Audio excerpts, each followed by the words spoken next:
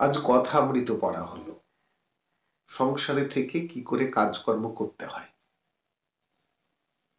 শ্রী শ্রী ঠাকুর যা বলছেন তার সার কথা হলো সর্বদা প্রার্থনা করতে হয় যাতে ভগবানের পাদপদ্মে শুদ্ধা ভক্তি হয়, যাতে সংসারের ঝঞ্ঝাট কমে এবং শান্তিতে তাকে যাতে ডাকতে পারো।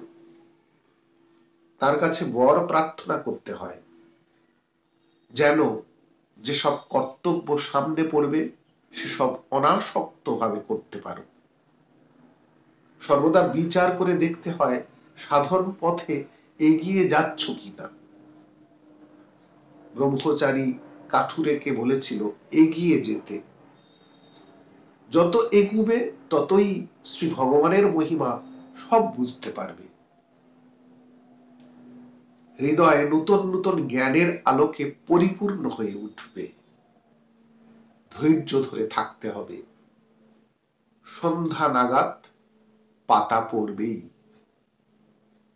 দিব্যবাণীর প্রতিধ্বনি স্বামী বাসুদেবানন্দের মূল বিষয় কর্ম পদ্ধতি।